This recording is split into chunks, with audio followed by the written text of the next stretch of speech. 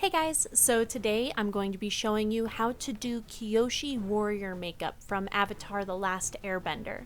So we're starting out with a white face paint, and white can be a little tricky to work with, so we're doing it in a crisscross hatchet kind of style just to give it a little bit more opaqueness. I learned this from a professional body painter. It helps to minimize brush strokes and to make everything a little bit more opaque, which is what we're going for. I'm going over with a beauty blender that I also put into the white face paint, so it has a little bit of white face paint on it. You only have one layer to make this good. If you put any more on top, it starts to shear out. So you want to make sure you get it fully covered on the first try.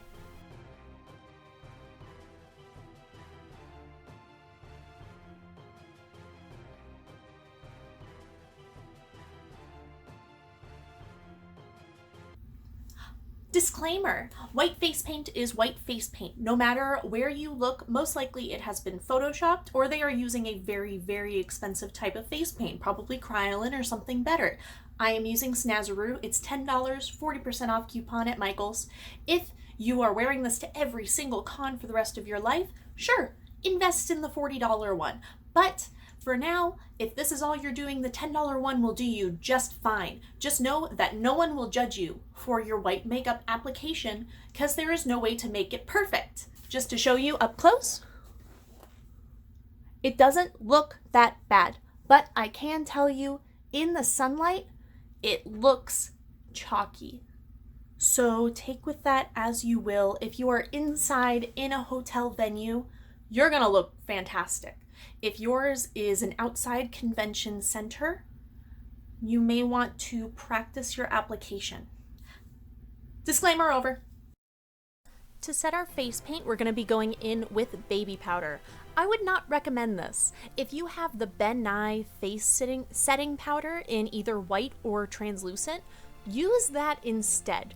But this is all I had on hand other than my normal skin-colored powder, so you want to set it with something that's not going to ruin the illusion of the white. And I'm also going in with a white eyeshadow on the places where I want a little bit more coverage. It doesn't give a lot, but it can help out, especially in the places you would put concealer. I'm just trying to make it a little bit more opaque.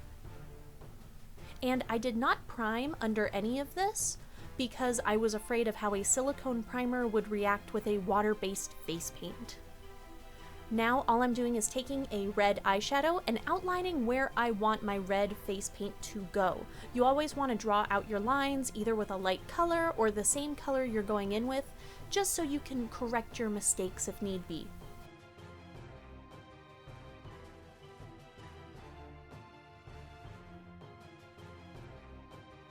I wanted her eye makeup to go fully up into the temple and swoop up.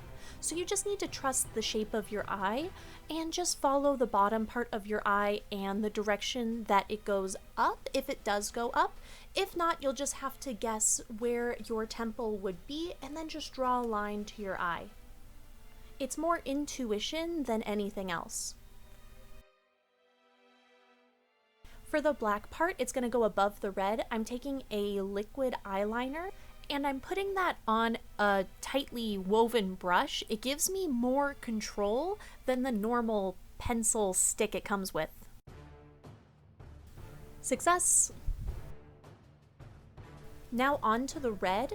We want to give it a little bit of dimension. So I'm going in with a darker maroon color on the outer corner and into the crease. And I'm going to take a lot of time with this because blending on top of this face paint is a nightmare. So you want to take your time, do a lot of blending, make sure it's fully dried before you do this because it's just gonna smear everywhere if you do it wrong. I'm putting a little bit of a lighter red on the lid just to emphasize it, and then I'm putting a little bit of red sparkle in the inner corner. Liner, we're doing a basic cat eye, but I am putting the wing right where the red would be. So there's not going to be a black line along the entire bottom of the red, but we're putting our wing right at the bottom. We're going to tightline and put liner all around the eye. You could even go crazy and put a little bit of black eyeshadow under and over the eye. It just depends on how dramatic you want it to be. For white face paint and for all face paint, the thing that'll make it look realistic is the dimension you give it. So I'm going in with a contour of gray and a cool toned brown. Since this is white, we don't want to go too warm or else it'll disrupt what we're going for.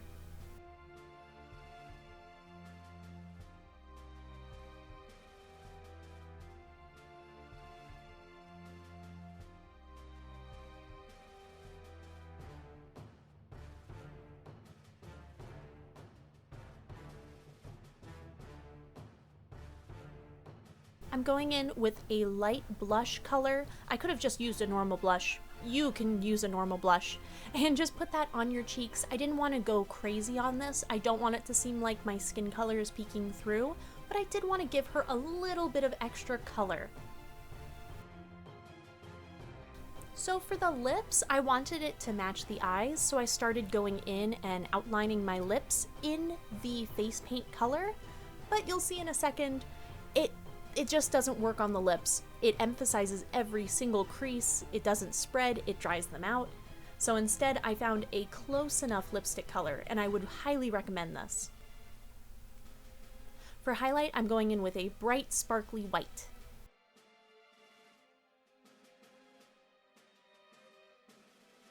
Don't forget to curl your lashes, put on mascara, and put on your lashes.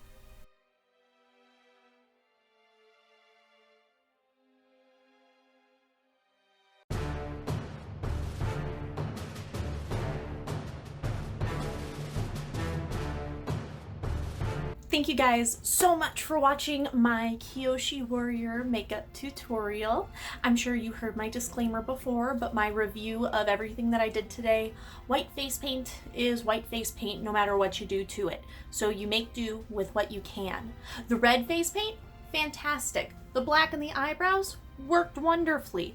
Face paint on lips doesn't work that well. Make sure you have a matching lipstick color. Also, white face paint makes it show you drink a lot of coffee. So do with that what you will. One day I hope to do a full cosplay of a Kyoshi Warrior. Maybe if you hit like, I'll put a link to that in the description below. And if you guys want to keep up with my cosplay shenanigans while we're all locked away, please, I'd love a subscribe. I do post once every Friday, either con or makeup related things. And make sure to binge Avatar on Netflix. See ya!